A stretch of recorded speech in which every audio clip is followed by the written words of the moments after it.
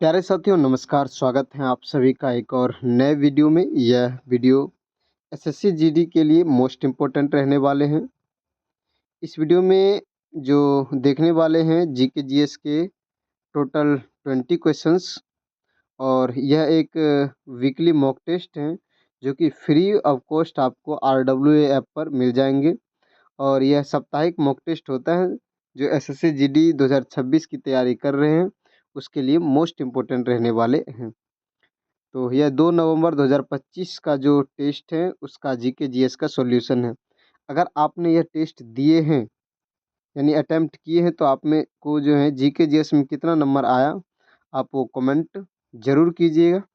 तो चलिए पहला प्रश्न है, सारनाथ में जो स्थित है सिंह चतुर्भुज जो है चतुर्मुख स्तंभ शीर्ष, जिसे भारत गणराज्य के राष्ट्रीय प्रतीक के रूप में अपनाया गया है, निम्नलिखित में से किस मौर्य शासक द्वारा बनवाया गया था। तो आपने देखे होंगे कि जो राष्ट्रीय प्रतीक है अशोक स्तंभ, तो यह जो है किस मौर्य शासक ने बनवाए थे, तो अशोक ने बनवाया था। ऑप्शन नंबर जो है बी राइट हो जाएंगे, अशोक। अशोक बहुत ही मौर्य वंश के जो है प्रसिद्ध सम्राट रहे हैं। क्वेश्चन नंबर 2 है, निम्नलिखित में से कौन भारत में जिला न्यायाधीशों की नियुक्ति पदाधिकारी होता है। तो जिला न्यायाधीशों का नियुक्ति पदाधिकारी राज्य का राज्यपाल होते हैं। ऑप्शन नंबर बी राइट हो जाएंगे, राज्य का राज्यपाल। राज्य के राज्यपाल के पास जो है यह शक्ति है कि जिला न्यायाधीश की नियुक्ति करे। इसके अलावा राज्यपाल जो है उच्च न्यायालय के यानी कि हाई कोर्ट के जो मुख्य न्यायाधीश होते हैं उसका हाई कोर्ट के मुख्य न्यायाधीश से विचार विमर्श ले करके वह जिला न्यायाधीश की नियुक्ति करता है। क्वेश्चन नंबर 3 है, कठपुतली निम्नलिखित में से किस भारतीय राज्य का पारंपरिक कठपुतली शो है। कठपुतली जो है राजस्थान का एक पारंपरिक शो है। ऑप्शन नंबर बी राइट हो जाएंगे। क्वेश्चन नंबर 4 है, अलाउद्दीन खिलजी ने सेना पर नियंत्रण हेतु दाग और हुलिया तंत्र की शुरुआत की। हुलिया का संबंध किससे था। हुलिया शब्द का जो अर्थ होता है वह होता है सैनिक की जो है व्यक्तिगत पहचान, सैनिक की व्यक्तिगत पहचान या उसके बारे में संपूर्ण जानकारी होना, यानी कि सैनिक के विवरण से संबंधित हो जाएंगे। ऑप्शन नंबर सी राइट हो जाएंगे। अलाउद्दीन खिलजी ने जो है सैनिक में सुधार के लिए यह जो है तंत्र आरंभ किया था। कौन से दाग हुलिया तंत्र और दागने की प्रथा शुरुआत की थी। क्वेश्चन नंबर 5 है, अभ्यास शक्ति भारत और किस देश के बीच एक द्विपक्षीय सैन्य अभ्यास है। अभ्यास शक्ति जो है यह भारत और फ्रांस के बीच एक महत्वपूर्ण द्विपक्षीय सैन्य अभ्यास है। इनका उद्देश्य जो है दोनों देशों की जो सुरक्षा बल है उनके बीच समन्वय और सामंजस्य को बढ़ाना इनका उद्देश्य है। कौन से अभ्यास शक्ति, ऑपरेशन शक्ति। क्वेश्चन नंबर 6 है, महादेव सिंह रनाडे ने अपना संपूर्ण जीवन डैश को समर्पित कर दिया। तो MG रनाडे जिसे शॉर्टकट में कहते हैं, इन्होंने अपना संपूर्ण जीवन जो है प्रार्थना समाज में व्यतीत किए, यानी ऑप्शन नंबर बी राइट हो जाएंगे, प्रार्थना समाज।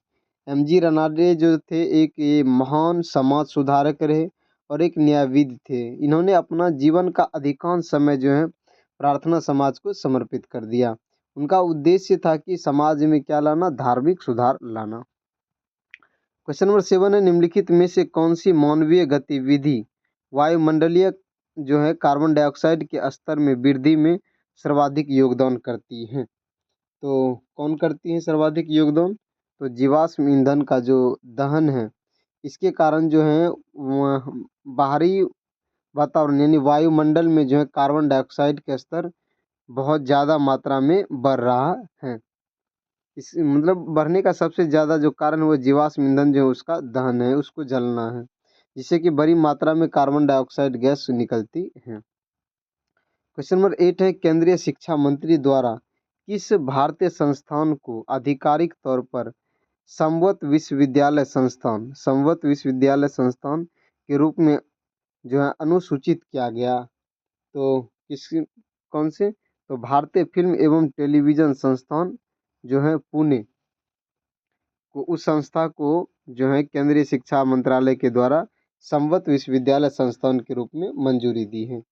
ऑप्शन नंबर ए राइट हो जाएंगे। क्वेश्चन नंबर 9 है, आवृत बीजियों में निम्नलिखित में से कौन सा अंग पुष्प के नर जनन भाग को निरूपित करता है? पुष्प के नर जनन भाग को निरूपित करते हैं कौन? पुमंग।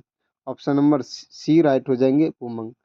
आवृत बीजियों के जो पुष्प के नर जनन अंग होते हैं उस भाग को क्या कहते हैं? पुमंग कहते हैं। इसी पुमंग में जो है परागकण का निर्माण होता है, यानी परागकण बनते हैं। क्वेश्चन नंबर 10 है, जॉन डाल्टन ने अपना परमाणु सिद्धांत कब प्रकाशित किया था? जॉन डाल्टन ने परमाणु सिद्धांत 1808 ईस्वी में दिया था। ऑप्शन नंबर सी राइट हो जाएंगे, 1808 ईस्वी में। इसमें कि बताया कि जो सभी सूक्ष्म, जो मतलब सभी तत्वों का जो सूक्ष्म है वह अविभाज्य कणों से बना हुआ है, ये जॉन डाल्टन ने कहा था। क्वेश्चन नंबर 11 है, राष्ट्रीय शहरी आजीविका मिशन का प्राथमिक उद्देश्य क्या है? तो इनका प्राथमिक उद्देश्य है कौशल विकास और स्वरोजगार के माध्यम से शहरी निर्धनता को क्या करना? कम करना। ऑप्शन नंबर ए राइट हो जाएंगे। क्वेश्चन नंबर 12 है, भारत के पूर्वी तटीय मैदान की विशेषता निम्नलिखित में से क्या है? भारत के पूर्वी तटीय मैदान की जो विशेषता है वह व्यापक और अधिक मात्रा में जलोढ़ निक्षेपों से निर्मित है। ऑप्शन नंबर जो है बी राइट हो जाएंगे, व्यापक और जलोढ़ निक्षेपों से निर्मित। क्वेश्चन नंबर 13, निम्नलिखित में से कौन सा प्रमुख यामोत्तर का सही देशांतरीय विस्तार है? तो यामोत्तर का सही देशांतरीय विस्तार जो है वह 0 डिग्री है, जिसे ग्रीनविच रेखा भी कहते हैं। 0 डिग्री को और क्या कहते हैं? इसे ग्रीनविच रेखा कहा जाता है। क्वेश्चन नंबर 14 है, बच्चों को शिक्षित करने हेतु 86वें संविधान संशोधन के द्वारा निम्नलिखित में से कौन सा अनुच्छेद पेश किया गया?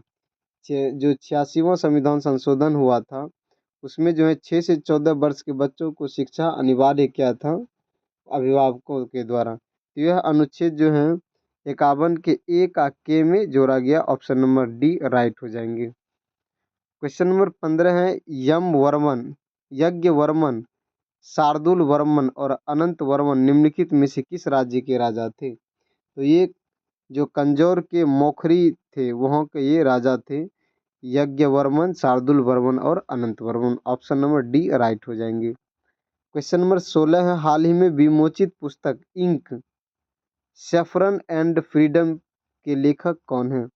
इंक, सैफरन एंड फ्रीडम पुस्तक जो है इसके लेखक हैं Kedarnath Gupta. Option number B right हो जाएंगे, केदारनाथ गुप्ता। क्वेश्चन नंबर 17, निम्नलिखित में से कौन सा लीडर धन निष्कासन सिद्धांत की अवधारणा दिया था?